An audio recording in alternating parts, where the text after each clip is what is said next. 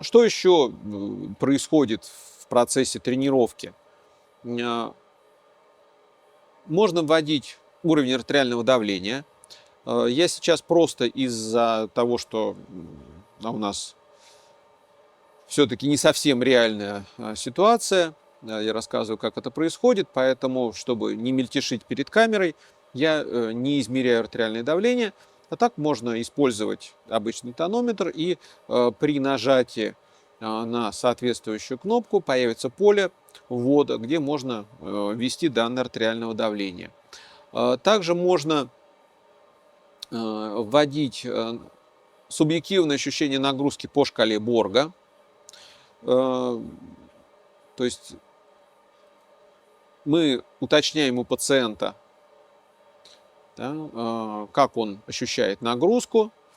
Желательно иметь распечатку этой шкалы, которую, может быть, укрепить на нагрузочном устройстве, там, на велоэргометре, на дорожке, чтобы пациент вам мог сразу сказать, сколько, как он оценивает нагрузку в баллах, сколько баллов он даст текущей нагрузке. Для чего это нужно? В процессе реабилитации ведь важны не только объективные данные, что, например, там, мы сегодня работали на 50 ваттах, завтра на 55, но и то, как пациент наш воспринимал эту нагрузку. То есть насколько она для него была большой или маленькой. И вот для этого как раз используется шкала Борга, которая позволяет субъективно оценить нагрузку. Например, пациент выполнил те же самые 50 ватт, но оценил это не 16 баллов, да, как тяжелую, а там, 14 как менее тяжелую. Мы говорим, да, есть прогресс, и наш пациент в процессе реабилитации, что называется, окреп. Можно вводить комментарии, заметки, чтобы не забыть какую-то информацию, которая у нас, например, по состоянию пациента, по жалобам пациента. Потом этот комментарий сохранится, и мы сможем использовать его для того, чтобы перейти, например, посмотреть определенный фрагмент ЭКГ, где было какое-то нарушение ритма, например, да, или ишемия. Можно сразу же распечатать фрагмент ЭКГ. Если в системе установлен принтер, и, к примеру, да, там, оператор видит какое-то нарушение, хочет обсудить это с, не знаю, с лечащим врачом, находящимся в другом кабинете, у них не настроена система там, передачи данных по сети, то, значит, можно передать данные с помощью листочка, да, распечатать и показать, спросить, а вот что тут у пациента на ЭКГ, насколько это значимо или незначимо. Ну или задокументировать, да, чтобы потом не распечатывать сразу какое-то событие. А так, видите, если все идет по плану, да, то роль оператора достаточно спокойная. Просто нужно смотреть на то, что происходит с пациентом. Да, вот. Здесь мы можем перейти на фиксированную нагрузку, например.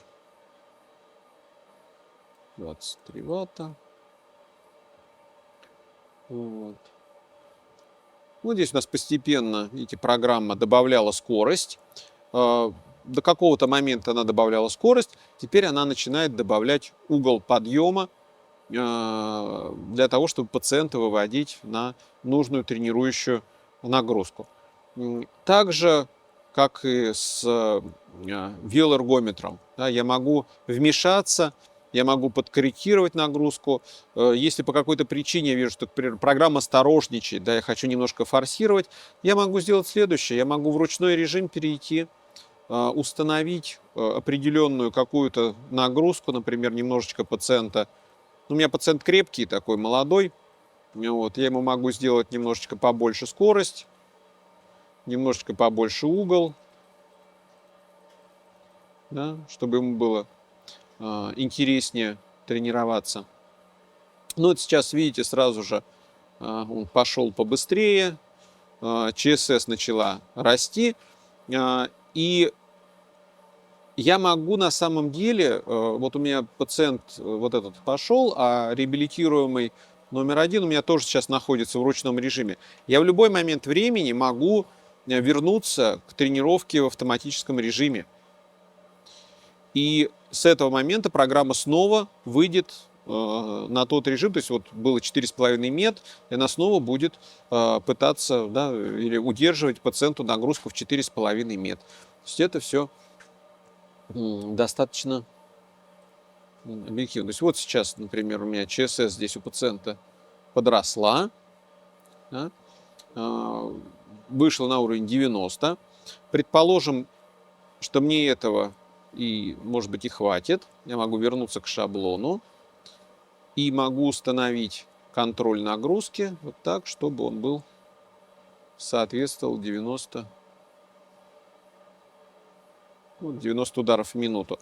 Ну вот сейчас у меня программа так и будет ввести моего пациента по 90 ударов в минуту. То есть, понимаете, вот такие вещи нужно тоже знать и уметь, поскольку не всегда мы можем с первой же тренировки угадать нужную частоту сердечных сокращений для тренировки. Чтобы тренировка была эффективной, возможно, там на первом, на втором сеансе потребуется переходить в ручной режим, вводить какие-то коррективы. Потом это сохраняется все, и уже там, с третьей, четвертой тренировки будет осуществляться работа в полностью автоматическом режиме. Да, то есть программа позволяет, она дает инструментарий, чтобы вот так полуавтоматически контролировать процесс. У нас продолжается тренировка в автоматическом режиме. Мы видим, вот у нас у второго реабилитируемого, видите, ЧСС туда-сюда немножечко меняется. И если присмотреться, видно, что и нагрузка тоже немножечко подстраивается под ход тренировки. Мы можем также посмотреть, что происходит с реабилитируемым номер 2, или номер 3, прошу прощения, который мы также установили. Видите, что я говорил. То есть мы установили ему определенную стандартную нагрузку, да, и сейчас у него ЧСС постепенно начинает расти, и программа постепенно начинает ему снижать скорость. Да. Почему? Потому что он просто утомляется. Видите, можно вот так работать. То есть мы вышли на нужную ЧСС, и теперь, чтобы эта ЧСС сохранялась, программа автоматически будет нам сбрасывать нагрузку. Может возникнуть вопрос, что вот у нас один пациент работает с маленьким двухканальным кардиорегистратором, другой пациент работает с 12-канальным регистратором. В чем разница? Ну, естественно, 12 отведений дают больше информации. И, например, по локализации, там, те же самые желудочковые экстрасистол можно смотреть, да, не правожелудочковые, левожелудочковые. Ну и, как правило, больше информации в первую очередь по локализации ишемии. Потому что двухканальный режим, он позволяет фактически оценить ишемию в отведении V5, V6. А вот если локализация ишемического очага другая, например, в правых грудных отведениях, то для этого нужна уже 12-канальная запись, и там тяжесть ишемии ценить. Поэтому если пациенты, например, с большим риском развить ишемии, то есть известный у них по результату нагрузочного тестирования, что ишемия остаточно есть, да, вот, тогда мы используем 12-канальный режим. Пациенты более высокого риска, пациенты с более тяжелыми там, осложнениями, возможно, после инфаркта, которые у них были, за которыми нужен более пристальный контроль. Если у нас, так скажем, менее тяжелый пациент, в сферу нашего внимания больше попадают какие-то нарушения ритма, да, это тогда достаточно двухканальной записи. Сейчас у нас наши первые два пациента приближаются к завершению, но мы сейчас синхронно можем что сделать? Мы можем сейчас, они автоматически перейдут в режим заминки, то есть когда программа будет постепенно снижать уровень нагрузки. А нашего пациента, который пришел попозже, я сейчас ему тренировку также завершу досрочно. Такой вариант тоже доступен. Я могу нажать соответствующую клавишу и перейти к следующему этапу. А следующий этап – это у нас заминка.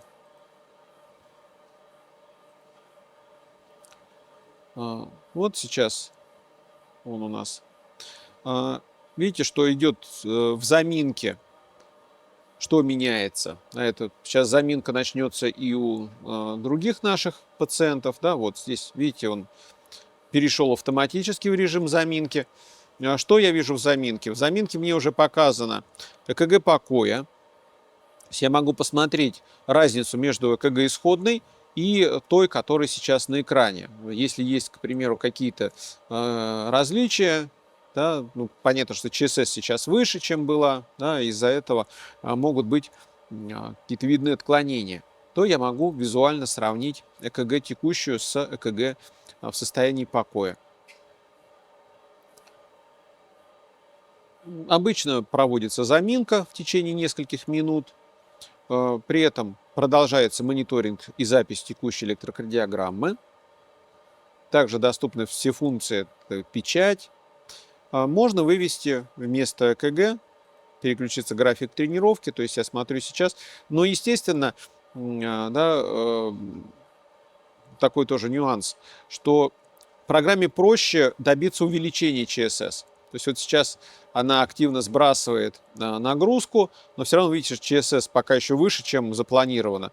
Ну, просто физически да, восстановление ЧСС вещь очень индивидуальная, поэтому, когда вы планируете какие-то сложные шаблоны, мы чуть попозже поговорим о шаблонах, вы учитываете, что увеличить ЧСС пациенту проще, да, то есть по нарастающей, а вот контролировать процесс снижения ЧСС – это более сложная история, потому что она зависит от индивидуальных параметров скорости восстановления ЧСС после того, как мы убрали нагрузку. Ну, вот сейчас у нас пациент, который работал на дорожке, уже остановился полностью, заминка у него закончилась. Наши остальные пациенты тоже уже немножечко поработали. И мы можем завершить тренировку для всех наших пациентов. Тоже я могу завершать тренировки для каждого пациента в отдельности, но в данном случае я завершу для всех. Все. Я вот здесь вот поставлю галочку «Сохранить информацию или нет». Ну, в большинстве случаев, конечно, если... Ну, в каком случае только не нужно сохранять, если это была...